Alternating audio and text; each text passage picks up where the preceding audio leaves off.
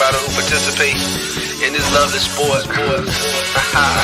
We here now. If you on that hit squad, then hit hard, bogart, and take charge.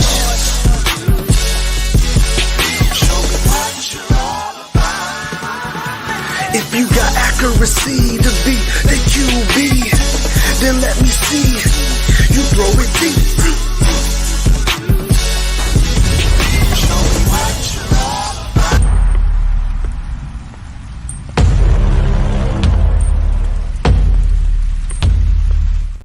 Yeah, the Round School brothers and sisters.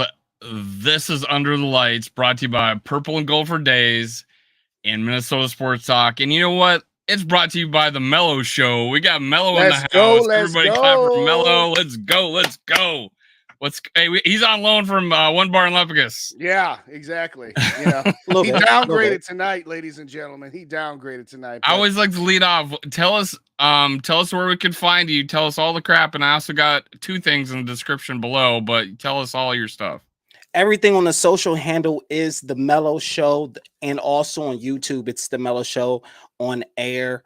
Instagram, the Melo Show is on air.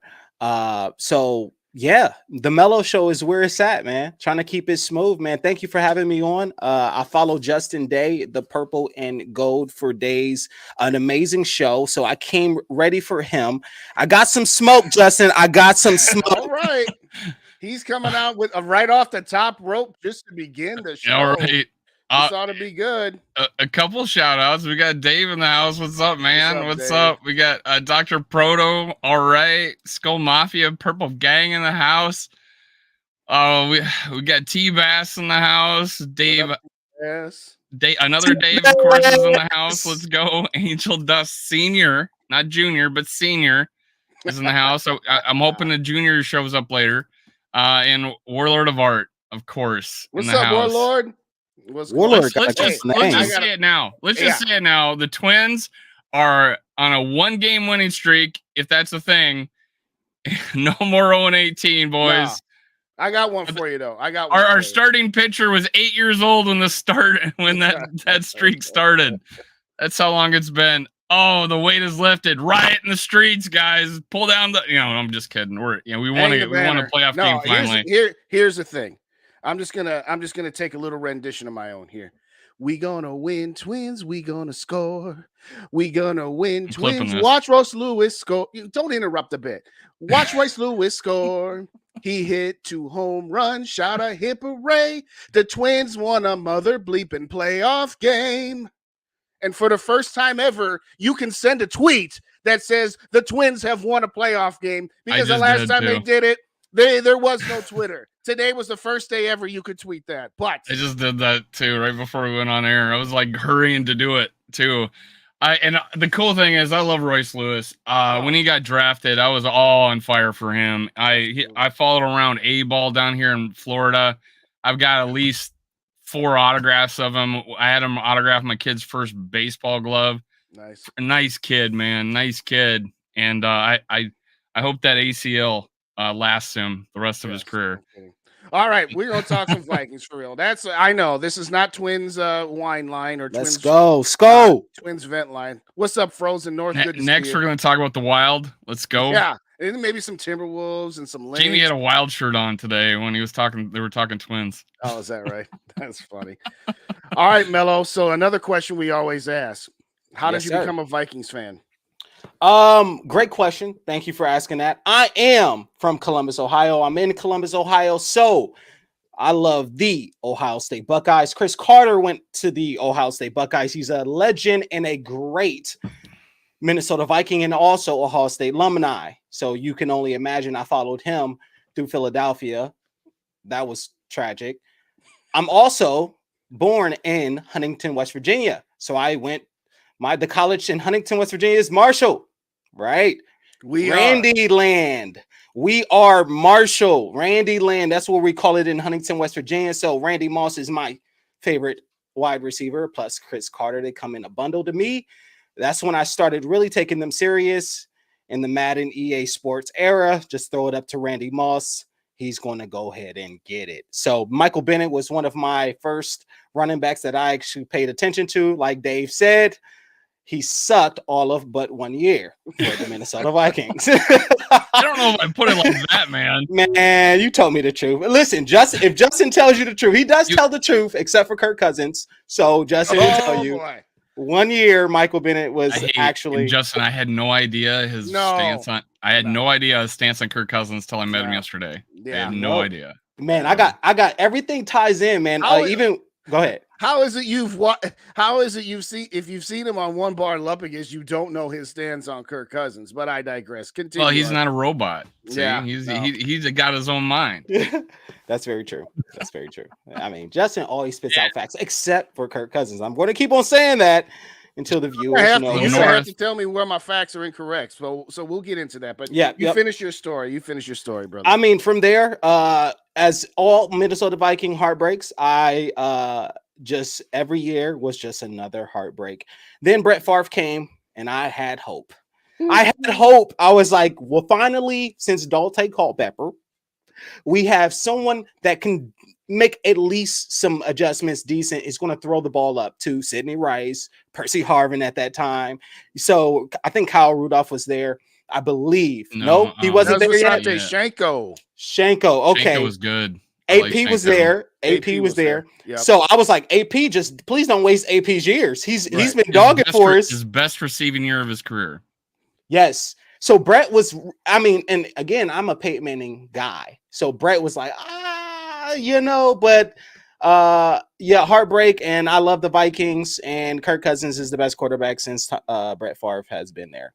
I raise my case. Digress. That part I will not disagree with you at all. It's you're almost damning him with faint praise when you're talking about Joe Webb, Christian Ponder, Sam Castle, Josh Freeman, Teddy Bridgewater, and Case Keenum. Sam Bradford. Oh, Sam Bradford too. Yes, which was a split year with Case Keenum because I think he picked up that 5-0 start or something. Well, like that. Bradford had 2 years. I had 1 year and then a game and a half with us. Yes, so he played a total of 16. That Bears game, he looked like he was ready for a rocking chair, man. He was ready to be put out to pasture that game. Anyway, what's your fondest memory? What's your fondest memory of the Vikings, man? Man, that's a miracle in Minnesota, dude. I was watching with my grandfather, who's not a football guy. We're a Laker family, obviously. Kobe Bean Bryant is over there. And so, rest in peace to Kobe Bean Bryant, man, and GG. And so, we were watching the game, and I was just like, wow, I can't believe we're about to just piss this game off. I cannot believe this. Case Keenum, his huge shoulder pads. Oh my God. I was like, this is crazy. He throws the ball up, and my Ohio State guy, was it Lattimore? Was it Lattimore that missed that tackle? It was Williams. No, it was Williams. 43 Williams. Are you sure? I'm pretty sure it was his rookie year. It was an Ohio State guy. It was a rookie year of that kid, and yeah, you're right. 43. Yeah, check on that. If I'm wrong, if I'm cornerback, right? Yeah, it was, but it was on this. Okay, fact check that. But I'm fact checking. You keep. Oh yeah. So that play really sparked. That was probably the fondest memory I had, mixed with the Justin Jefferson catch against the Bills. So me and Justin are really fond of what year was it? 87? Yeah, 87. We had Greg Coleman on here talking about it. It was just awesome. That was his last year with the Vikings. Then he went on to play with the Redskins the next year. 87. I wasn't even born, you guys. Is that right? No, okay. The guy's name was Marcus Williams. It was not Marshawn Lattimore. Apparently he's had a decent career since. Yeah, no, he had a good rookie season. I always maintain that he was stuck in no man's land where he was sprinting to him, and he was afraid he was going to hit Diggs too early and get a pass interference call on him, which would have allowed Forbath to have about a 49-yarder, I think, maybe 52. Be reasonable, yeah. But at the same, again, it's just like, at least hit him and force the kicker to make it. Don't just duck under. Try to keep him in bounds. Or that try to keep him in bounds. Anything. But anyway, done. We'll the game would be done. We will take it.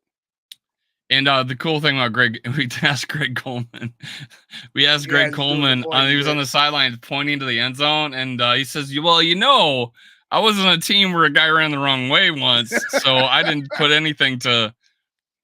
I had a teammate that ran the wrong way once, and so that was the best. And ever that since was the best then, show we ever guys had. on the sideline always point. If you get spun around and you don't know which way is which.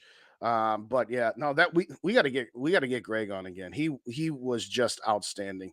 That one goes back to it's almost been a year, but I think it was like 11 months ago. If you want anybody who didn't catch that, our first show was the TJ Hawkinson trade, right? That is correct. Yep. I might have lost count on our shows at some point. I have us at 47, but that don't make sense. No, that would mean we're 5 away, and it wasn't the trade at week 8.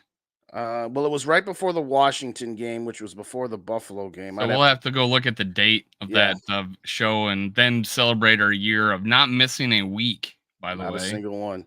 I've missed a week. Well, the show hasn't missed a week. I've missed a week, and I've missed a week too. But we've each there's been a show every week. Yeah, and then we got Melo to fill in. There you go. Whoa, substitute teacher. That's what I want to be. There you go. Hey, give us your overall impression of the last game, man. We're not going to harp on it a whole lot. I'm sure we've already probably talked about it on our various shows to death, but tell us. I want to hear what you have to think, man. What do you think of that overall game? Overall, man, Kirk Cousins had a turd game. Shout out to One Bar and Up Against for the turd. I will admit that it was 2-2. There was a few. I mean, I shut the computer, dude. It hurts my stomach to see a pick six. And when we're in the red zone, it reminds me of Peyton Manning all over again. And the Colts versus the Saints. It hurts my stomach to see something like that because he's not putting enough pressure on the ball. He's not getting enough umph behind that ball. And I don't necessarily want you to pass that in a tight space to KJ. I want you to pass that in a tight space to JJ.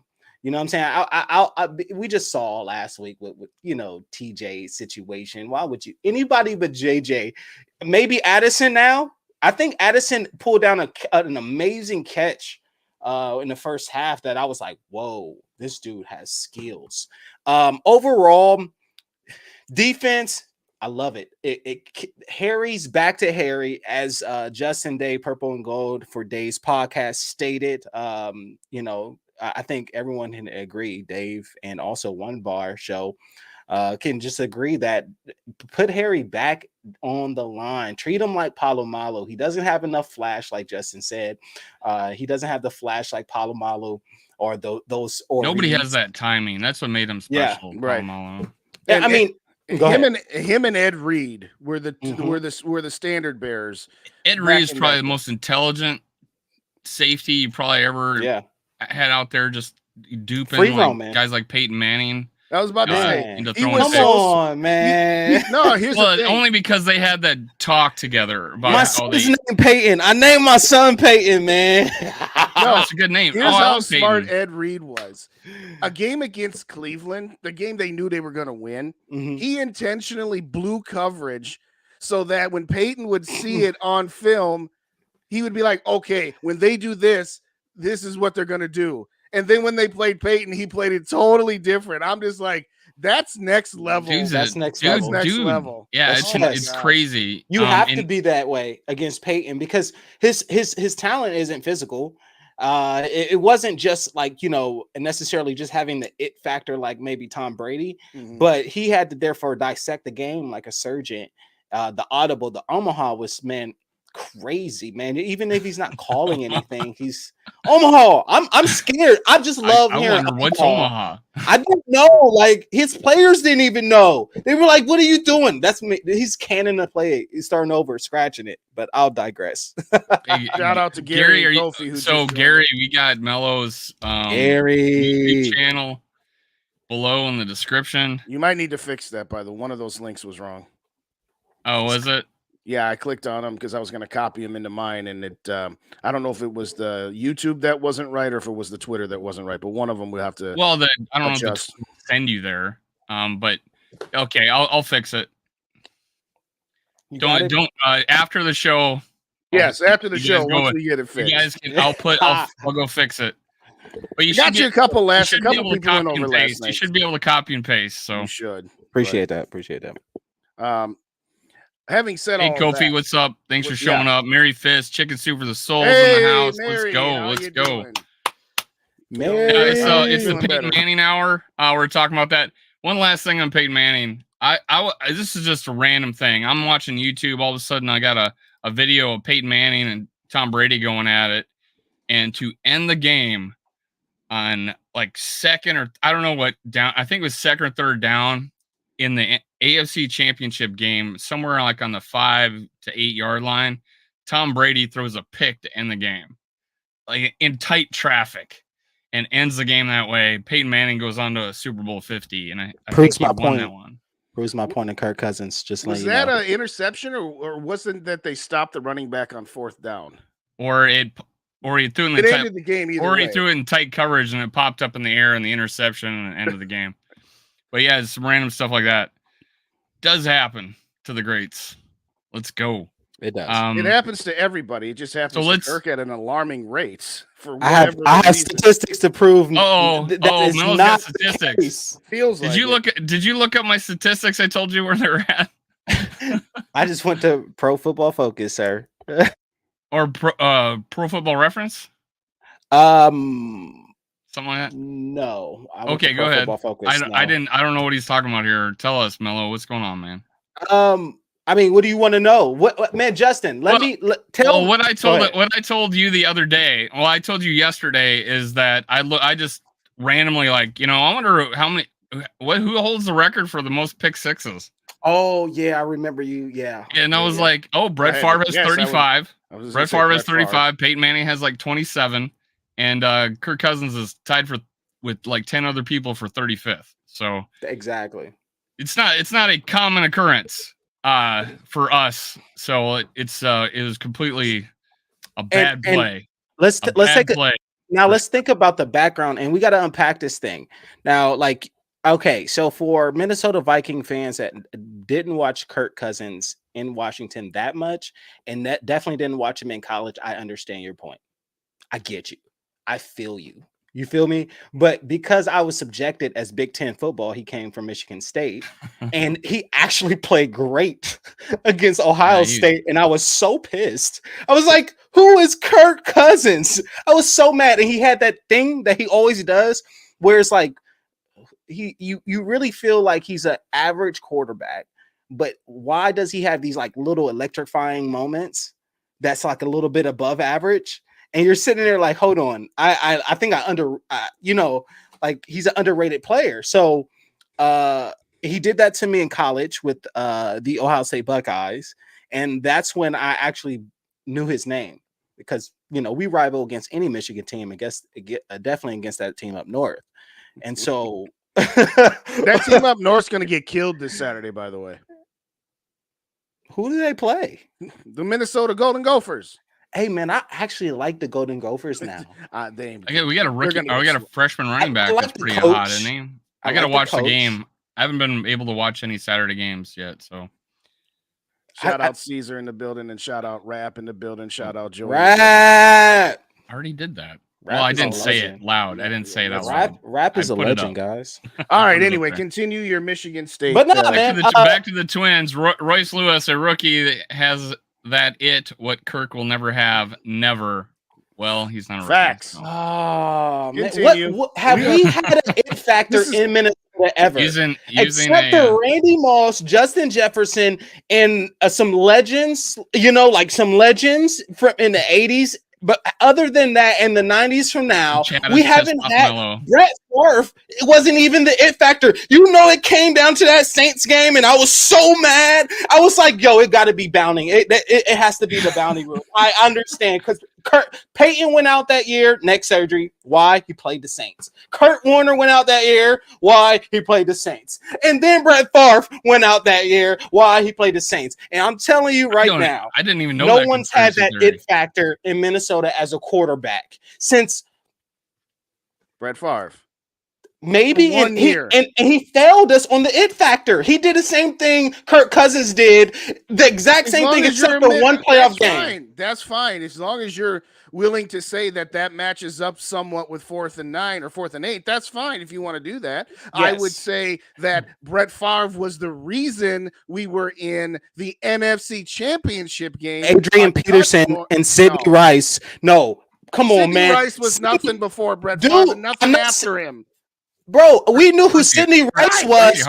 Percy Harvin was pretty good. Okay, hold on. Yeah, Sidney Rice, we understand that. Okay, we get it. I agree, Justin. You're absolutely correct that he wasn't. But when we saw what he pulled down, I can't remember what game it was. Maybe in the playoffs on the sideline. It was Was it a touchdown? It was a touchdown. It was Chicago. It was Chicago. Was it Chicago? Okay, so I was like, okay, Sidney. I mean, Brett, man, we know what Brett does, man. Brett sometimes goes a little gunslinger on us, and he just throws that thing, and it's just like, F it. So you got to be a receiver with tight hands that just is willing to go with it. So Kirk Cousins is a cautious Brett Favre. He will gunsling a few passes, but for the most part, I'd rather him just throw it.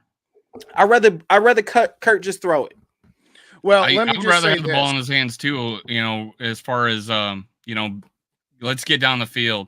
Yeah, we're bad on third downs, but hell, we're moving it on 1st and 2nd when we're throwing it down the field. We know that's coaching. We know that's coaching, Justin. Yeah. We know that's schemes. What I was gonna say is what made Brett special at 40 years old is. Yeah. For the first 2 years, the team was winning. Well, in 2008, really 38. That team. He turned 40 right after the Green Bay game in the Metrodome, so in October. But anyway, in 2008, that team won in spite of Brad Childress. Brett Favre, by the way, let me be clear. I hated Brett Favre, and I never wanted Brett Favre because I wanted to continue to hate him. But I digress. I can't believe I'm defending Greg Lewis's first catch. Yeah, I was like, catch against San Fran. Yes. Touchdown. But Favre and Lewis won an ESPY. Yes, they did. That's absolutely right. All I'm saying I'm saying we can't put Kirk quite in the same conversation as Brett Favre. As much as I hate the guy, as much as I had to watch him, and when I was in high school, taking the Packers to Super Bowls and bringing them out of the wilderness that they had been in. I am baffled, bro. I think that's one of the. I think his interception record probably will never be broken. Probably not. Dude, but let me address you won't real have quick, you will not get a player with that long of a rope. You know. Right. Real quick, Melo. All I'm going to say is when you say the Vikings haven't had legends, again, Kirk's not a legend. Whoa! I didn't. Whoa! Don't switch that. Thank you, Dave. He's trying to get the click. Hey man, we put it up on the tagline. Oh man, he tried to say that. We've never Cunningham. He was kind of a legend, I think. No, Cunningham was first guy to run for 1,000 yards. Man, I don't care what he did in Philadelphia. He's not a Vikings legend. Vikings. So who's a Vikings quarterback legend? Name Fran Tarkenton. That's name it. 5. Okay, so who's the next tier closest to that? All right, I'll give it. I'll say it like this: my top 4 is Fran Tarkenton, Tommy Kramer, Dante, Kirk. And then thank you. 5 would be Wade Wilson. Okay, so thank you. 2 of those guys have losing records. So Kurt. So why is Dante above Kurt? Because the stats prove that Kurt has better stats, even with the Vikings. Even I'm looking at Kurt having better stats in the last 3 years than Joe Burrow. I'm looking at it right now. So what stats are you comparing Dante to? I don't care what stats are you comparing. No, I'm asking you. You said he had better stats. Passing yards. Passing, okay. Touchdowns. Guys, wins. Wins. What are we talking about? I'm talking about more than 2 good seasons. Okay, you do understand. Okay, he has. I'm a big Culpepper fan. And you have Chris Carter. You have Randy Moss and Chris Carter. He doesn't had Steph Diggs and Adam Thielen, and now Justin Jefferson. Oh, he had Stephon Diggs. Well. He had Stephon Diggs. Stephon Diggs moved past that. He had Adam Thielen, right? So he's Adam Thielen. JJ comes in, and JJ's automatically great. He's not even the first ballot receiver because Jamar Chase is. He's automatically great, right? And somebody has to throw the ball to this automatically legend of a receiver that's going to be a legend, Justin Jefferson. Why would we ruin? Automatically great too. Why? Yes, but why would we? This is the point. What made Randy not so great? This is what he moved on from at the end. Because why would you put a non-veteran quarterback with the talent like that to give him? He had Dante Culpepper throwing him the ball to go down to who else, and then goes to the Raiders. Come on, this is the whole point. But then he gets with Tom Brady. Guess what? He's going to feed him. I'm not saying Kirk Cousins is Tom Brady. I'm saying that these professional vets are going to feed. You see the talent. You've been in the league for 10 years. You know what to do. Every time that Kirk was on a team, they got better. Washington got better, bro. He had vote. We got to vote for Brooks Bollinger. Come on, man. Let's facts are facts that Kirk Cousins had a better season than Joe Burrow in the last 3 seasons, bro, except for the Super Bowl season, and he actually had better statistics. That, other than that, Mrs. Lincoln, how was the play? And his defense gave up 18 points opposed to Kirk Cousins' defense giving up 27. So what's that? Did not start this. What's that? Defense don't matter. Your show, you said defense matters. Justin Day, you said defense matters on your last show. Of course, defense matters. If we're gonna give Kirk Cousins a pass and say the defense lost the game last year against the Giants, then we need to say that in 2019, the defense and Dalvin Cook is what got us to overtime, so that Kirk could have the one good drive that he had. Dolphins so all I'm saying is. Anyway, getting back to Dante, you are not going to straight up compare numbers from 2018 to 2023 with numbers. Hold on, with numbers from 2000 to 2004. Joe Namath. We do Joe anyway. Namath what? We compare numbers from the 90s, the 80s, the early 2000s to now anyway, and then rank the quarterbacks like we do with Joe Burrow, like we do with Patrick Mahomes. We still do that with every typical quarterback, but we, for some reason, don't look at the stats. I'm looking at Kirk Cousins. I did research, sir. I got 3 pages of this is for you, Justin. This is what you do to me, Justin. I had no idea, Justin. God, had no idea. So you're going to tell me if Kirk, hypothetically speaking, Dark Star's right. Which one?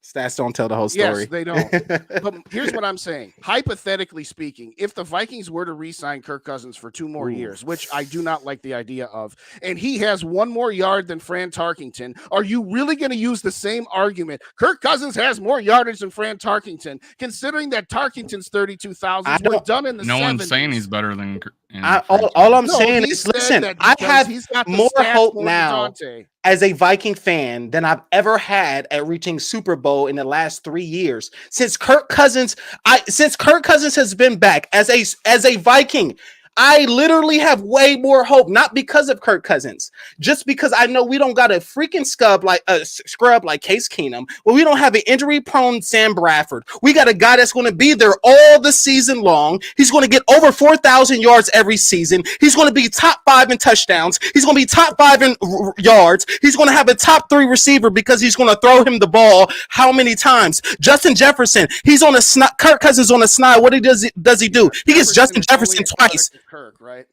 I'm saying Kirk Cousins was fired like that with Pierre Garçon, huh?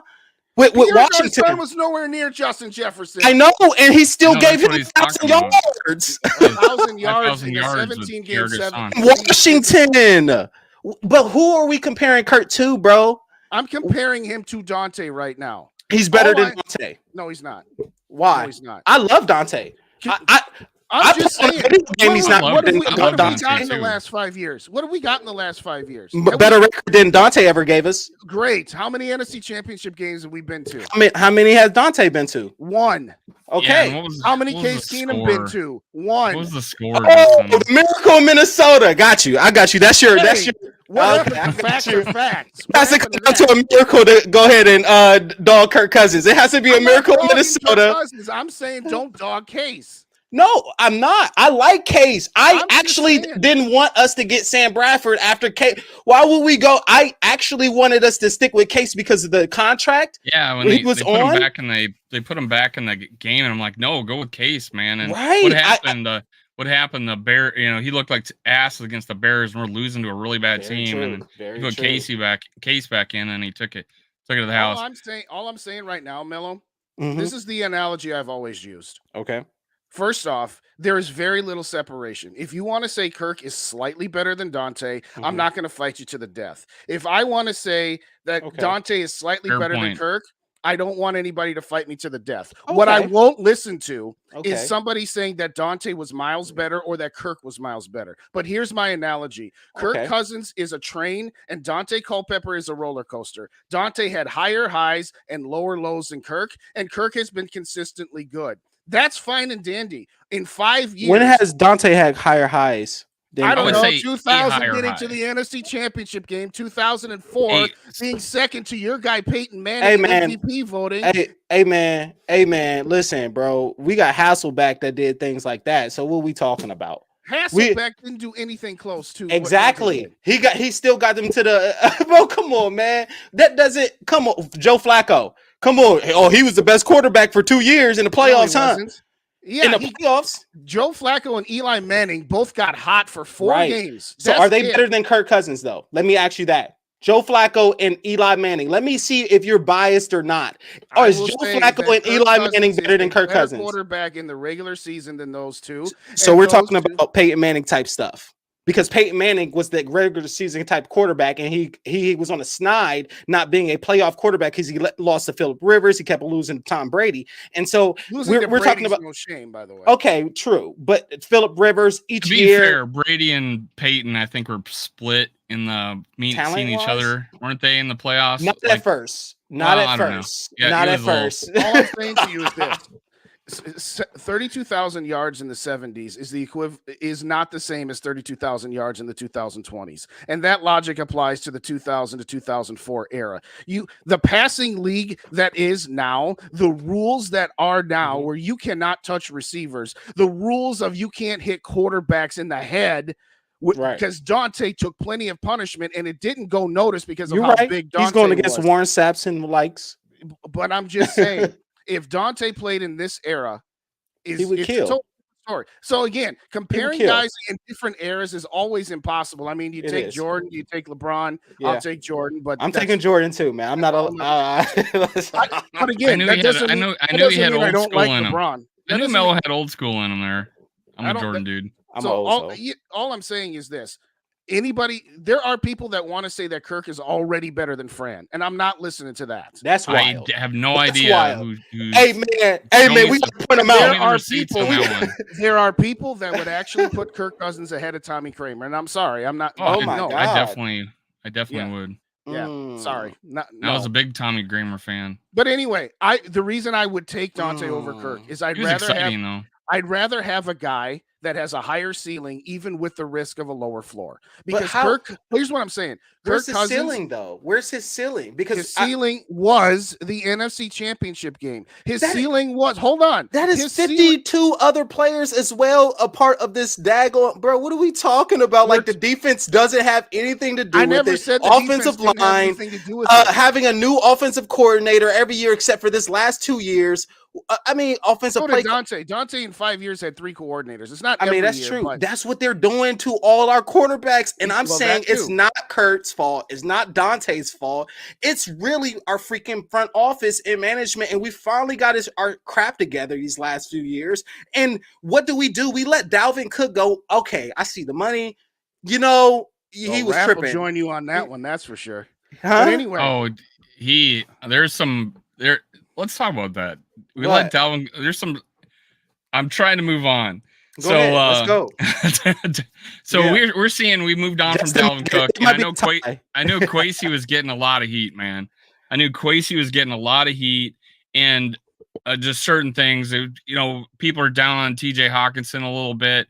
I seen him drop a third down. Not even attempt to catch that third down pass. Should have been PI and holding though, but. That's another pass that he just didn't try to catch. Well, not another, but that is one that really kind of irked me. Maybe he's playing a little soft, possibly, but some people are really, my worthless opinion. I brought in Melo. I had absolutely no idea. I thought he was going to come in here and just be like, hey, I'm Melo, and let's talk about football. Anyway, he comes in here. I watched one of Justin's shows, and I'm pissed, and I want to tell him. Yo, no, I had no idea, man. Honestly, God. Man, Justin has one of the most solid shows ever. Yeah, I'm not Justin. He praised the hell out of you yesterday. We're talking, but I want to circle back to something you just said when you said it's not Kirk's fault. Contrary to popular opinion, What I say is this: there are people on one end of the spectrum that want to blame Kirk for everything and never give him credit. There's the opposite end of the spectrum that want to make every excuse on the planet about how it's never his fault. Where I'm at is in the middle, where I will praise him when he deserves it and I will criticize him when he deserves it. But to people hop like, on my no, live and tell me, game. hop on my live and tell me, defend that. You know, for somebody who always says back to me, you should know my sarcasm by now. It's funny how that doesn't work in the other direction. But Justin, I digress. I'm laughing about it. My See point that? Is this. Do you recognize my smile? Yeah, my point is this, Melo. When I look at Kirk, for all of his talent and what all of he does, I agree. He is better than anything we've had since Brett Favre. But as I said earlier, that's not saying much. When I look at Kirk, I say the same thing about Dak Prescott. I say the same thing about Derek Carr, that their cap is the divisional round of the playoffs unless you have a perfect roster around them. Hey, man, hold on. Okay. I'm not saying that those guys are better. I'm about to land this plane really quick and give it right back to you because I want you to finish what you was talking about, but I have to do it before I forget. We were talking about Dak Prescott and Kurt being on the same level. When I look at it, it is hard for me to tell the difference. And I'm not gonna lie, but when I start looking at it deeper, I stop looking at them. I say, okay, if they're pretty much the same, let me just look at what's around them. And then when I look at what's around Dak Prescott, I say, if Kurt had that, he's going through the playoffs last year. Just because that defense with that offensive line, with Dalvin Cook, with JJ, with Thielen, bro, I prompt with Kirk Cousins and then KLC, they're going to the Super Bowl. And they're probably winning it with that type of defense that Dak had last year and this year. And what I'm saying is they lost to the Cardinals, bro. And I'm saying is, and I'm like, bro, you got the best defense in the NFL and probably in the NFL scene in like what, 5-10 years since Baltimore Ravens, since the Ravens. Good. I don't know that I'm gonna put them Ravens yet. Yeah, we'll see. There is nothing, Lewis and every. There is nothing that the Dallas Cowboys defense or team can show me in the regular season because again. Show me that in the playoffs. Get to an NFC Championship game or a Super Bowl, and then I'll start talking about that defense being near the level of Ray Lewis and company. On McCarthy calling the plays now necessarily on offense, got the full book. Like I think I like the offense a little bit better. I still think they let go of Ezekiel Elliott a little too early. I liked him taking a lot of that wear and tear down on Pollard. Now you're ruining these running backs. I guess Madison's got more yards per carry than Pollard, which is crazy. Yeah, let me give a few shout outs. Scolger Soup, Barber, what's up, man? For life. Talking, if I already haven't said anything to you, I forget. And my worthless opinion, of course, is in the house. And Louis Caro, what's going on? What's up, JDT 93. Hey, all right. Hey. All that. I'm sorry if I didn't read your stuff. And I know my bad. My Vikings Uncensored was comparing our right guard to our quarterback as far as stats are going. I don't know where that came from, but hey, keep that up. Somebody said Kurt melted versus San Francisco. I think everybody melted versus San Francisco. Too. But I will also say this, Melo. What are we talking about? Let's not pretend that Dante ever had a good defense because he never did. He never did. Let's not pretend that in 2018. So Kurt didn't either. So they're both the same. 18 and 19. They weren't the number one ranked defense like 17, but they were still good. They fell off in 2020. Zimmerman is a defensive guy, and our offense struggled. And they still, you get what I'm saying? Now KLC's an offensive guy, and he's Brian Flores to balance that out, because we also saw that they were wasting all our offensive talent. Zimmerman wants to even put the hold in the reins on Brett Favre.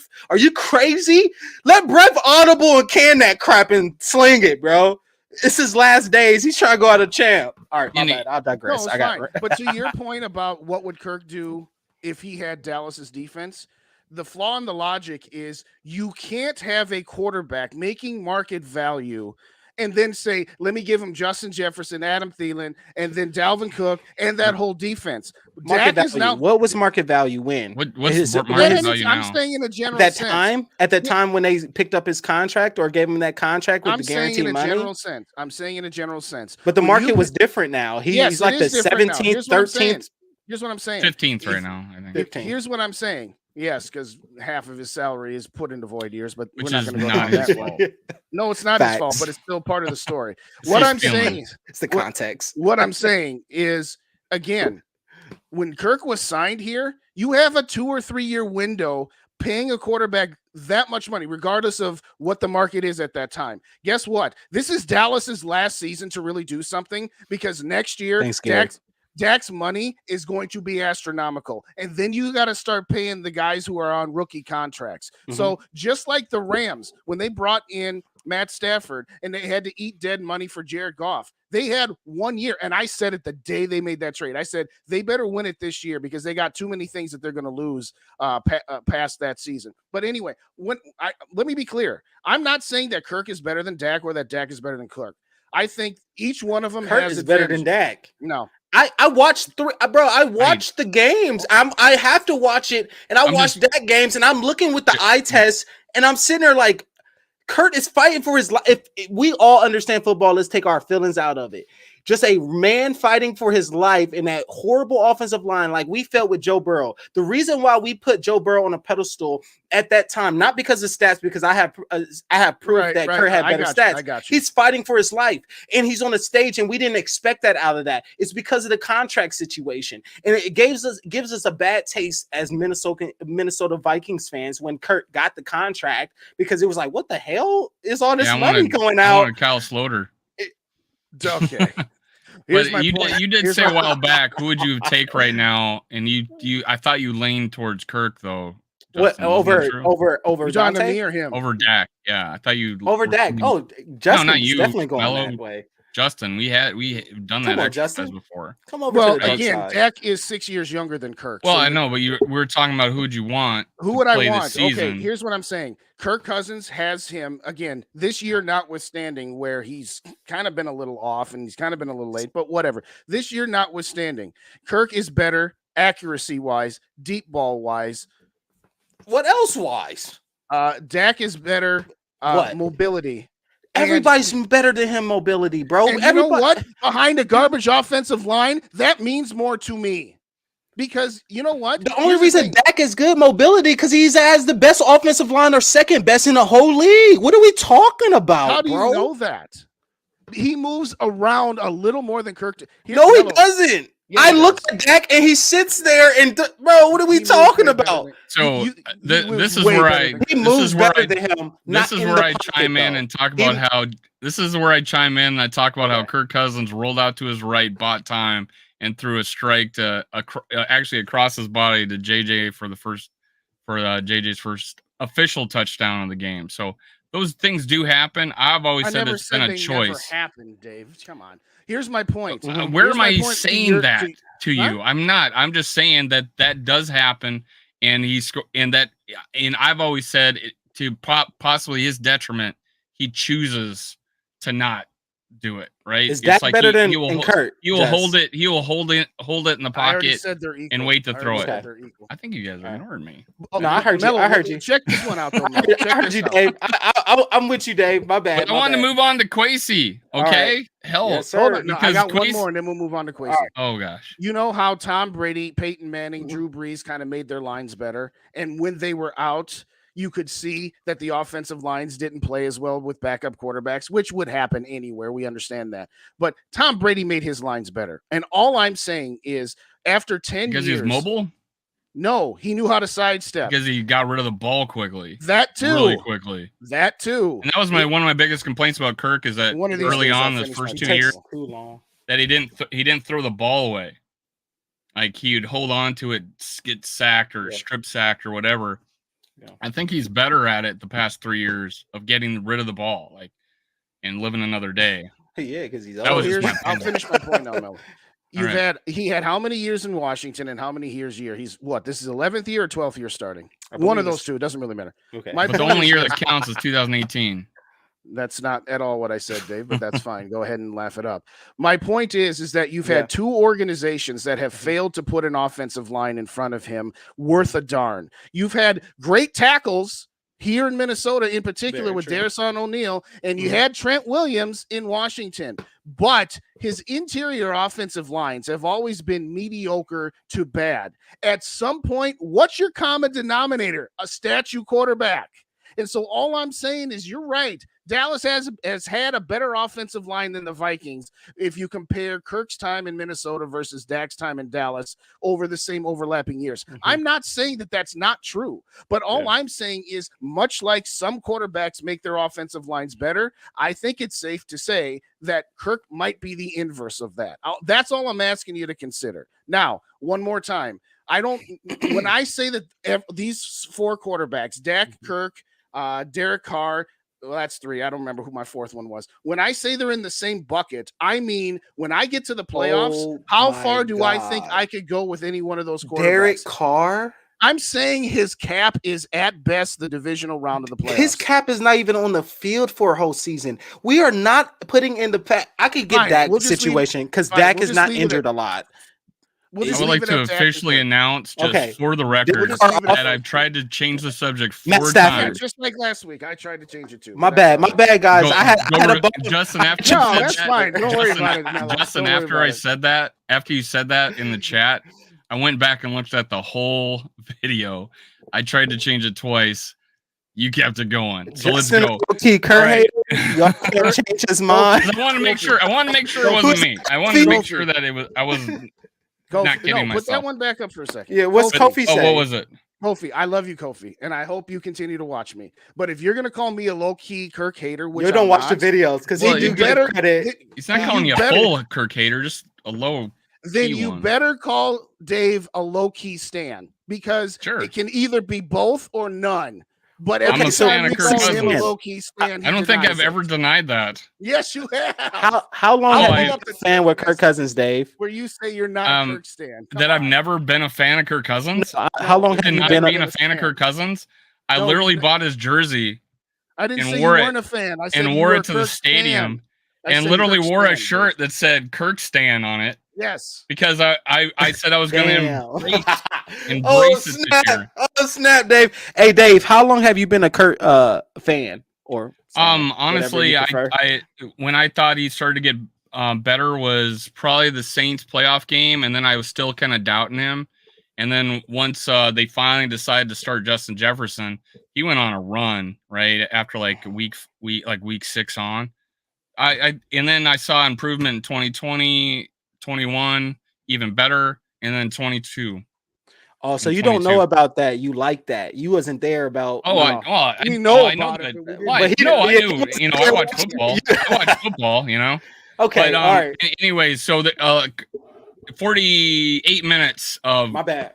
Justin trying to change the subject all the time. My bad. 48 minutes of That's Justin me. continuously trying to change the subject. For the record, just 48 minutes. All right, Kwesi. It's taken heat, but we're starting to see what Dalvin Cook is doing over in other teams, right? And he's missing holes. He's fumbling. They're worse offense by a huge margin on plays he's in versus plays he's out. It's looking like he's made good decisions. He's maybe not hit on all his decisions, right? But he was getting a lot of crap about Davenport. But now it's kind of looking pretty good that he's moved on. Thielen still got it. I think me and Justin both agreed that Thielen was going to do good wherever he went. I think he's doing a little bit better than I expected. Which is actually pretty good. But we moved on. We moved on from contracts that we didn't used to move on from. Like one of the big reasons, Kirk, we complain about the defense is that we kept we kept those guys too long. And then we missed on draft picks on the O-line. So we've made those bad mistakes.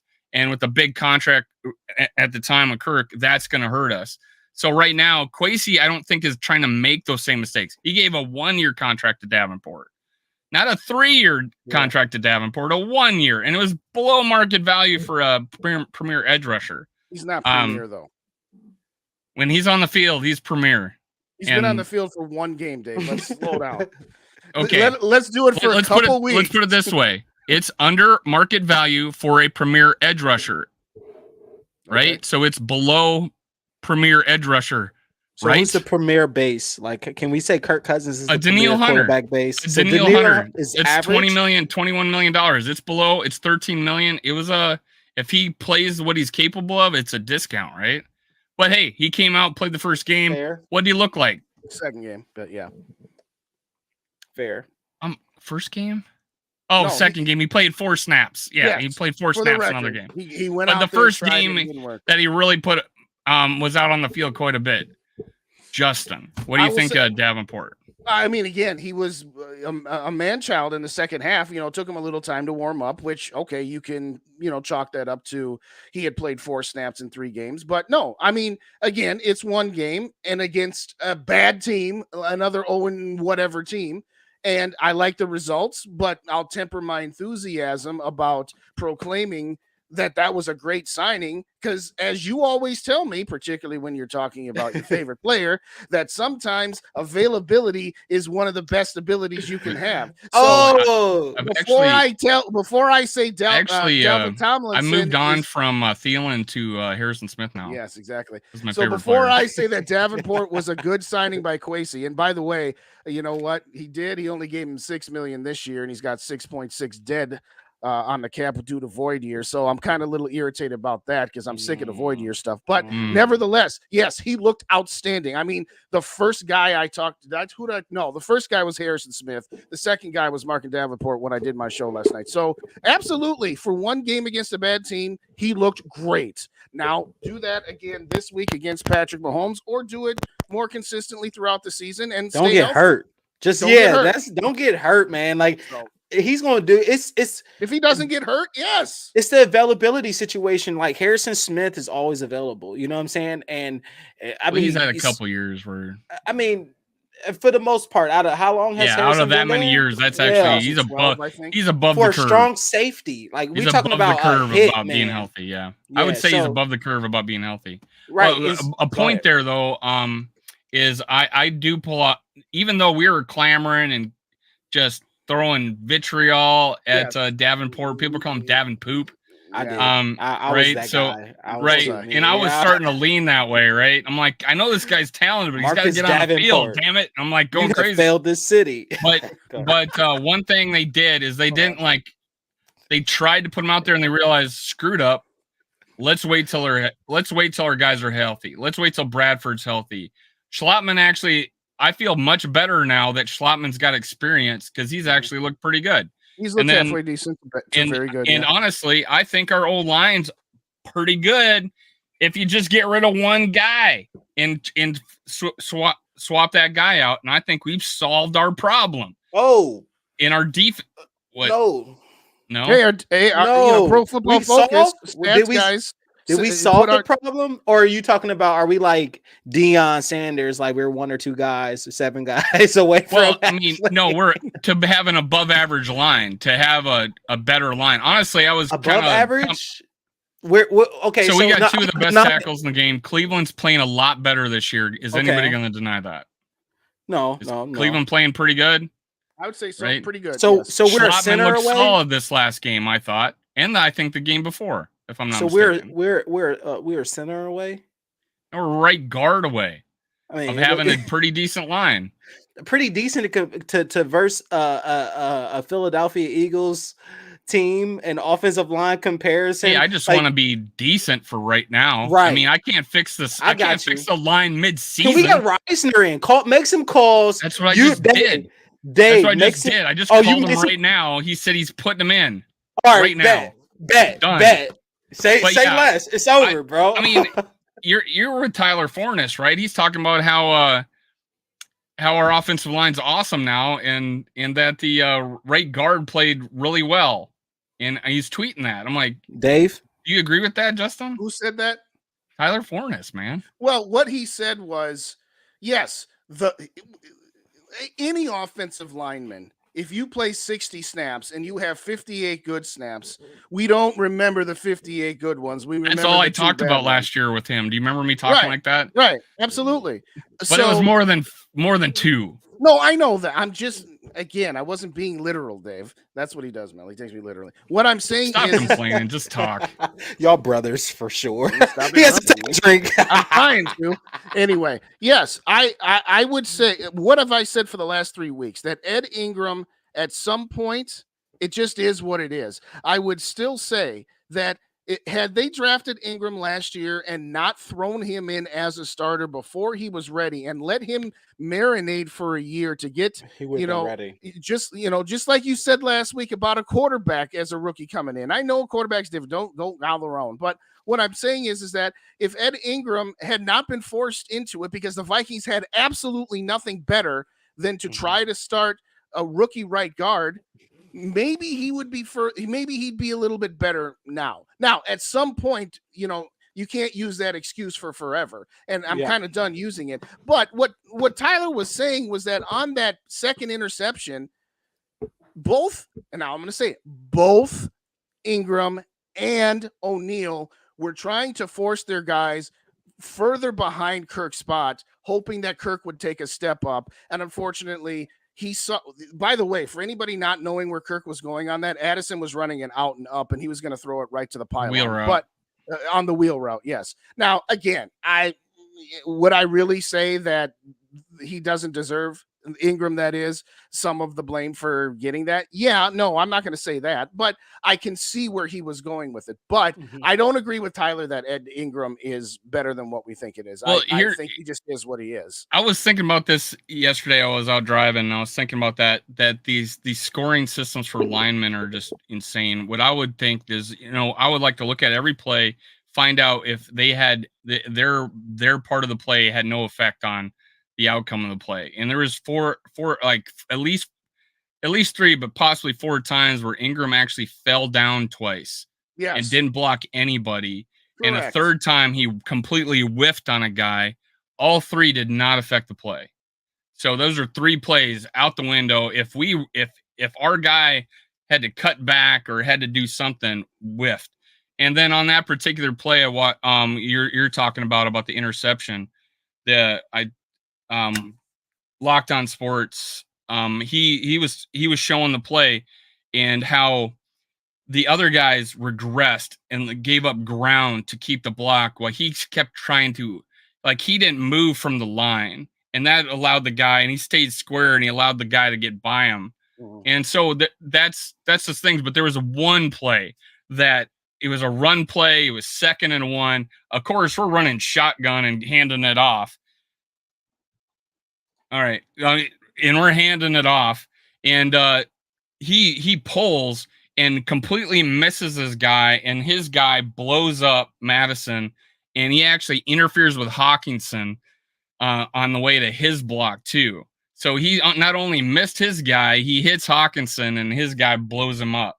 So then you throw in the getting hit in the interception thing. So he has times where he just locks onto a guy and he doesn't give him up. But then there's the blitz.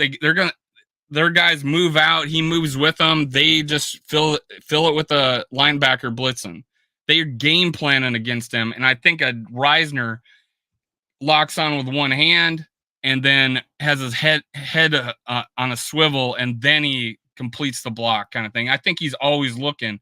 And that's where I think 50 to 80% of our offensive line problems would be fixed by just replacing him. That is just, I'm going to stick to that. I've been calling for him for 2 weeks too. We're on the same page. That was a good breakdown, Dave. Very good breakdown. I will also say that there were other plays where the line did block well, and we didn't get anything out of it. So I was complimenting the O-line. I was saying it on my live. No, I'm saying the quarterback didn't take advantage of clean pockets, because there have been more clean pockets this year. This last game, he had the best and the most time I've ever seen Kurt have. This last game against Carolina, and I was like, "Why? How?" I was sitting there like, "Bro, this is the time that you don't want to throw for 400 yards. This is the time that your line is actually doing a freaking job." We ran the ball.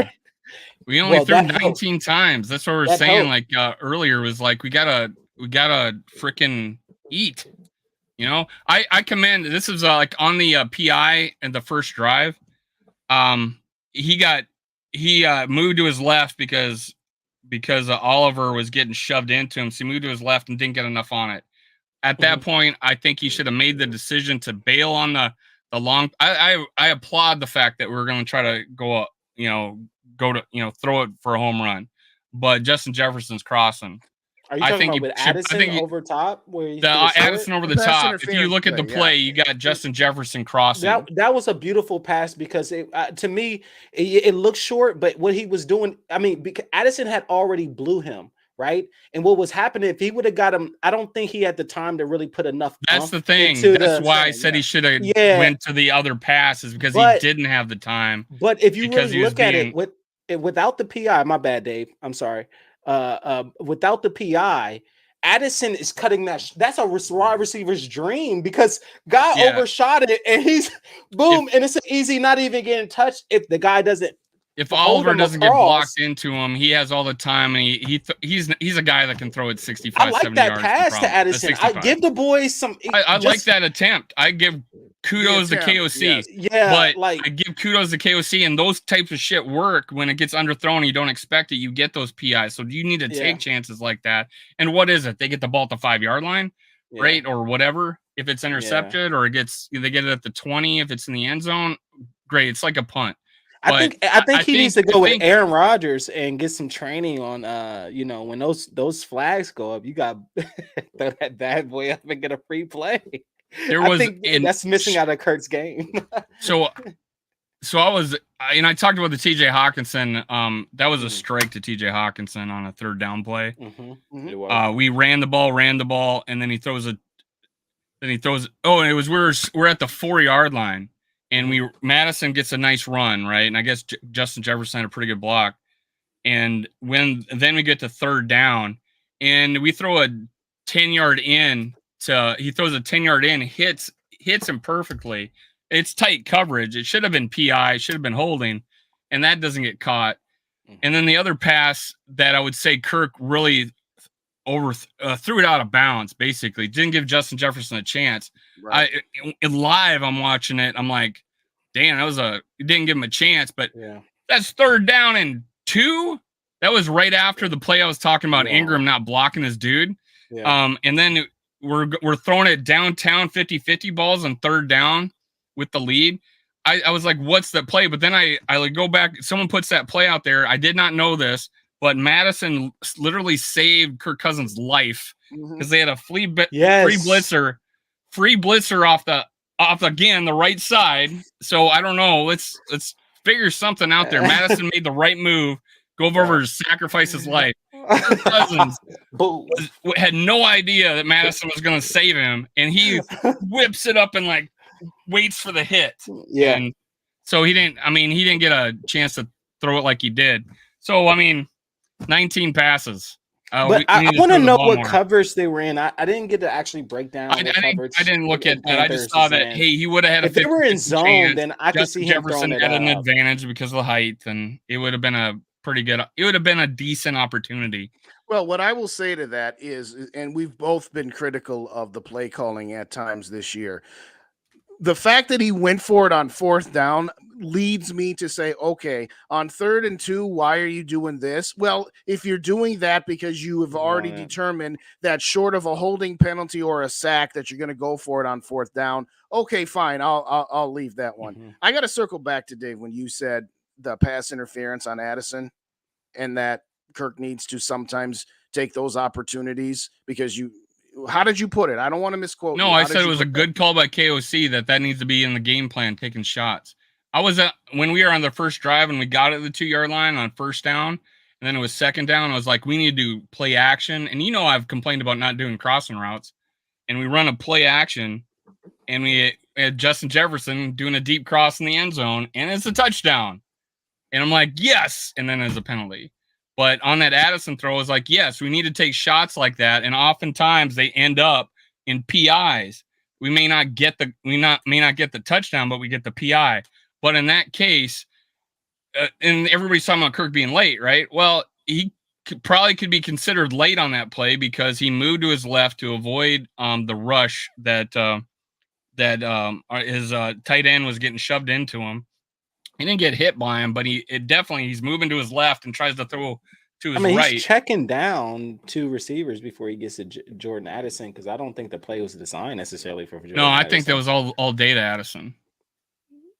And then he has. I don't he think Addison. They knew he was going to break off a streak like so that. Justin, I literally said that I think he should have held on to it and thrown it to Justin Crossing right in front of him for about 15-yard gain. That's what. And he was 1-on-1, and the guy probably had 6 yards, 7 yards away from him.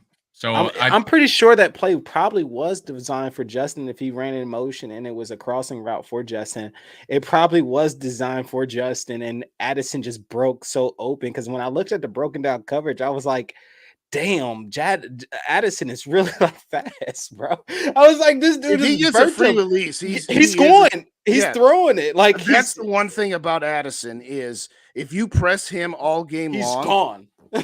If he gets by you, forget about it. But I don't know how you can say that he looked at Justin Jefferson first because you look at the best receiver always first. That's the problem with Kurt. He always has his eyes locked on Justin, and he never had his eyes locked on anyone else. And he was too focused. So the interceptions that mostly Kurt has is either holding too long or it's you got your eyes locked on JJ a little too heavy, and you haven't broke down. It's the typical I can bring it up on Twitter. I have the best receiver in the whole wide world, and the first thing I do is look on to Twitter.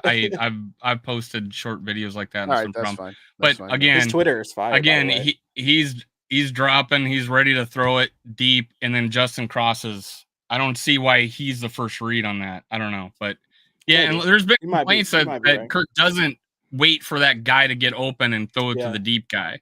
So I mean, I think that was a design. I think that was them taking a shot, honestly, and I was great for it. But then I'm thinking it didn't go well because of the pressure to the right side. He's moving to the left. He's throwing it to his right. I'm thinking make the decision. And he didn't have time to reset his feet. Yeah, if he didn't have time to reset his feet. He's in motion while he's throwing it. I just think he at that point make the decision, throw it to Justin. It's been a first down, so. Either way, great play call. I loved it. Yeah. They took the chance. It didn't work out because of the pressure, and then he had an option to throw it to Justin. And I thought people would be like, "Dave, finally!" No, I've already criticized him like 3 times today. So, that was one of the points that I would have probably, maybe we should. But hey, it worked out, right? So nobody's going to complain about that, right? If it hadn't worked out or if it had gotten intercepted, we would have said, "Just take JJ and take your first down." Because that's how it goes. that comes with the territory. Yeah. Oh God, there would have been breakdowns after breakdowns. Yes, JJ open. He's throwing that stupid pass to double coverage to Addison. He's a rookie, right? Well, I think let him go now. Bring in Jared Hall. Jared Hall's time. Let's go. He had already gotten past the entire coverage there, so yeah, that would have been rather fraudulent to say that. All right, just so you know, Melo, he's got another show at the top of the hour, so we're going to take 4 to 5, maybe 9 more minutes to get him to 10 minutes to the top to give him a break and let him get on the other channels there. But the reason I was bringing up that we liked that he chucked it deep to Addison, even though he didn't quite get enough on it and took the shot, and that at the end of the day, look what happened. We got a pass interference out of that. He could have caught it if it was thrown better, or, he was able to throw better, but we got a pass interference on it. And good looking 6-shooter nation game. Yeah. What's up, man? Good looking. I know we haven't done as many shout outs as we normally do because we've had some great conversation with our guest here. All I'm saying, Dave, and we don't need to start another 10-minute conversation on it. All I'm saying is, you admonished me for having that thought process on 4th and 8. That's all I was ever trying to say. I literally have my text still of it saying Kirk fucked up. I'm just saying that when I say throw the ball to Justin Jefferson, you could maybe get a pass interference on it. You'd be like, well, he didn't have time. Because he had some guy. What I had said about that play is that he's not even looking. He's not even in a break to go to where he's supposed to be. So anyway, I digress. I wish my drink was halfway full of whiskey. Whiskey, yes, absolutely. That being said, to our guest, yeah, I do like that one. Yeah, I do like that one. Not quite that simple, but How's the O-line supposed to hold the block and be counted as success? I don't know. That's a good question. That's what I'm talking about. I don't know wanna how come they up, do their grades.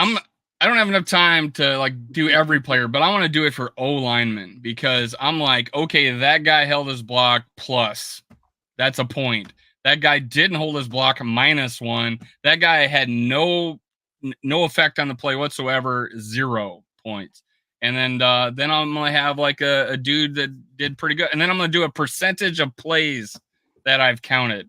And if that guy's got 95% of his plays, he was +1, then heck yeah, had a good day. If it was 50% of the plays, then he's crap. That's basically, I think that's a pretty good system. I'm gonna do that on Vikings linemen. Woo. All right, Melo, we got just a few minutes left here. First off, hit those like buttons if we hadn't already. We've forgotten to remind you guys. So wipe your feet at the door. Go sub our guy, The Melo Show. How long have you had your channel, by the way? Get better, Ryan. For Peterson. a few months. For a few months? Yeah, Ryan, man, get better, man. Get better, man. Absolutely. History was made tonight. I had no idea it was going to be a 48-minute melee between the guy I just met yesterday. No, but you know what? I'll say this, Melo. I'll say this.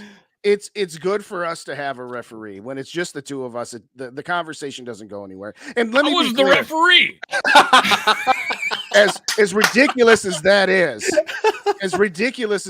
by the way. But in all seriousness, and I just want to be clear. I'm not trying to change your opinion. I'm just giving you my thoughts. My thoughts were I bought a Kirk jersey when we signed him in 2018. I traded it for the Justin Jefferson one I have now. Of course. But I mean, that's an upgrade. I mean, you know what I'm saying? I want to be clear. I don't hate Kirk Cousins. I think he's a good, not great quarterback. And I think that after 5+ years, we've gone as far as we can go with him. No.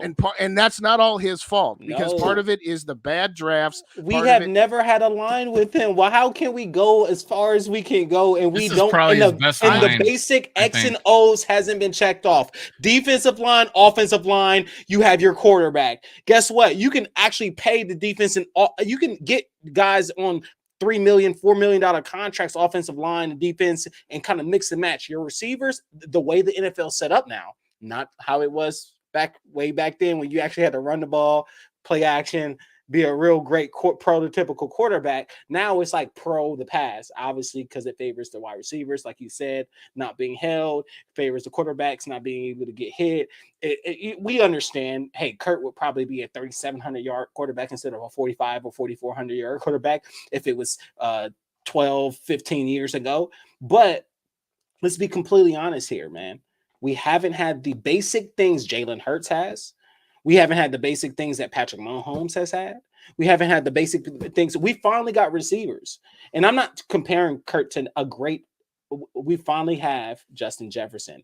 I'm saying with the quarterback together because the Stephon Diggs years was wasted a lot. And then Kurt got there the Case Keenum year. That was a great year for Stephon Diggs. He always had a great year, 1,000-yard season, but it just wasn't the quarterback to always spot him. I don't know why it was. And it was always a toss-up. I think, honestly, I think 2018, wasn't 2018 Diggs' first 1,000-yard season? And we had two of them, 1,300 from Thielen? I don't remember actually, because he had gotten hurt. I'm going to balk a little Diggs got hurt. Saying we finally have the receiver because he had a pretty doggone duo because Thielen wasn't what he was. Why did we get rid of Thielen again? I can't remember. He would have been too much money. Too much money. He was going to be $16 million against the cap. It's going to be $16 million. Yeah. It was just no way we could arrange it. There was no way. Wasn't he a walk-on? Yes, they gave him a big contract. It was one of those things where they paid him for then they gave him an extension. And it was just like, really? Adam, you tripping. Yeah. You tripping, bro. Come back to the purple and gold. Let's get that recontract. So we got a solid guy that, Kurt trusts. That's if you want to sign Kurt for 2 more years, come on back, Adam. Let me say this, though, to finish my point. Yeah. This is a discussion that Dave and I had. And he's like, well, Kirk just had his best year. Why do you think that? What's to say he doesn't have 2 or 3 more years like that? And I said, okay. He's 35. If he was 29, I would totally agree with you. But at 35, at some point, there's this I don't thing see us getting Caleb. I don't see us getting Caleb Williams. I don't see us wasting. The problem is, I agree with you. I would prefer us to get when they got Addison. I wanted CJ Stroud to drop down because I'm a Buckeye, and I was like, Minnesota go get CJ. Hey, CJ, you stay behind Kurt for a year. You know what I'm saying? That's cool. Let him go on, CJ. But that didn't happen. And also, I'm scared with what happens. In us not having an offensive line. We can't, it's not a Brock Purdy situation. But here's where I was going with it. Okay, go ahead. I'm sorry. My point is, by the time we fix all of the stuff, he'll be 37. And at that point, I'm not convinced that he's going to have the same kind of year he had when he was 34. Dave doesn't agree. I just don't want to waste JJ's years. But what I'm saying is, we're about to waste a wide receiver who hasn't been hurt. 50-minute conversation between me and Justin. No, it's not. We're gonna. My bad. My thing Justin, was. I gotta come on, man. I got it one day. Yeah, I forgot what I was gonna say, but anyways, yeah. I was talking about him. Well, this honestly, we're almost at where I was like, hey, at least be average. I feel like now I think if we just place Reisner, I think we got a above average offensive line. And what finally Brian Flores showed me yesterday or Sunday, it showed me a average defense that could bring Hitman back. Bring Hitman back on the line. That's what I wanted, but unfortunately, all the freaking fumbles and turnovers. What's up with Lewis? What's up with Zane? What's good with my man? If we fix those turnovers and we sneak two of these 3 games, I'm pretty happy. If we get if it's a circus right now with Kansas City and the big show, hopefully they're distracted. Kansas City looked horrible. Yeah, well, they were a little rough, right? So maybe we're catching them at a really good time and we sneak one, and it's not so crazy now. I was getting laughed at by some people. They're not as big a threat, and then. We got the Bears. We could be 3-3, and then we'll probably lose to San Francisco because they're world beaters. If we end up being Kansas City, Packers. If we get 3-5 at the trade deadline, we got a pretty freaking easy schedule. 3-5. 3-5. I don't plan on losing 2 more games until like the end of the season. If I got hope. So are we going to beat Kansas City and San Fran, Justin? No. Oh shit. Okay, so I'm saying my the bad. best we 3-5 is pretty reasonable of what our record would be at 8 games, right? Touche. 8 games. I thought you said after 7. Well, 3 plus 5 is 8. Touche. So 8 games. I'm just saying after the break, then there's 9 games, and we got Cincy's not looking good at all. That's a win. Joe Burrow's got 2 touchdowns and 54% completion percentage. He's not good. Horrible. And then. And I said this to you yesterday, Justin Jefferson's got more yards and more touchdowns than their top 3 receivers right now. So it's kind of crazy that they were labeled the number 1 receiving core in the league, right? And this is with an average quarterback and a non-average line. And then the Lions are probably the other 2 tough games. And then obviously the Packers will still be a tough game, but those are it, right? Those are should not have a tough game with the Packers, though. But those are not winnable games, right? Yeah, so that's what I'm saying. We talk about the playoffs on Minnesota Sports Talk. And what's the prediction for this record this year? I've switched into 10-7. Now? I think we're 10-7. It would have to be a nice run to be 11-5 or 11-6. But 9-8 would be like not good. But 10-7. That means we figured it out. We won a lot of games the second half, and we're rolling. That's Detroit scares me a little bit because 8-8 teams have made the Super Bowl. 9-7 teams have made and won the Super Bowl. Oh my gosh! Don't do Melo. Please tell me you're not buying that. What? That we're gonna play the once in a lifetime extreme outliers. Well, this team did it 15 years ago. That means we can do it, right? And to not have no chance at all is what we do on Purple and Gold for Days. Yeah, well, Purple and Gold. Turn off the TV. Move on to the next channel. Exactly the season's over. Purple and Gold for days. We've had. Yellow, here's the deal. You can come on my show. That made the Super Bowl. There's been a 9-7 team that's won the Super Bowl. Yes. And then how you many take Super the Bowls have there been? 56. So we got one. The 2 New York Giant last Super Bowls. They weren't. I don't know. They were 9-7, 10-6, or 9. So there's chances. I'm just saying there's two halves to a season, and if you're rolling on fire, you can roll through the playoffs. We need Philly to beat San Francisco in the playoffs for the Vikings to have a chance if we get there. I have this issue where Justin Jefferson's a world beater. We got a great, receiving core. We got all these weapons, but no way could this team do anything in the playoffs.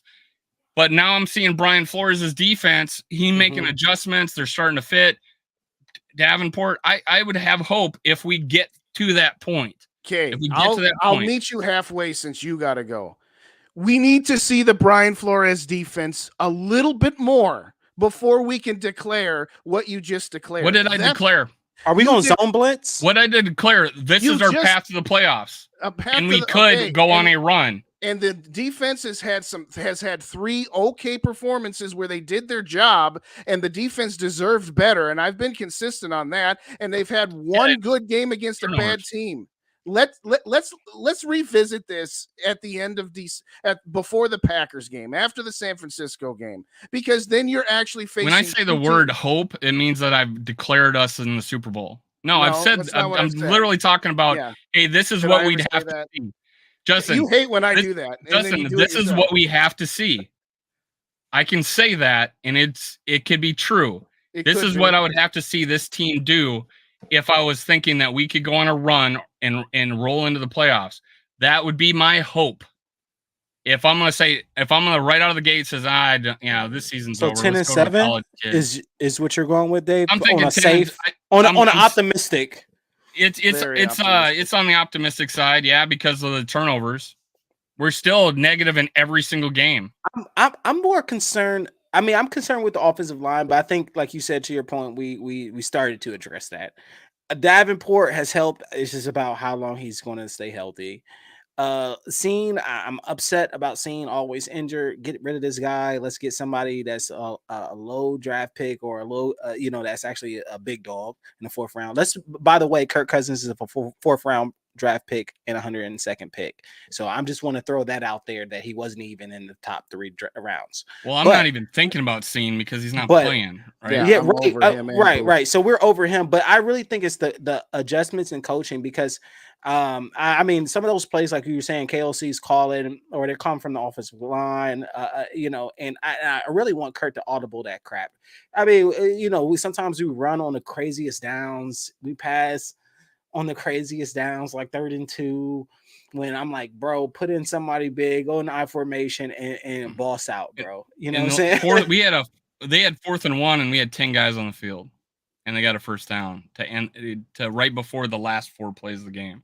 So we got to clean that shit up. And I got to go. What do you okay, my bad. I literally got to go. But stick on for a second. I want to say goodbye. So that's it, guys. Justin Jefferson, Melo, round 2 next time. Let's go.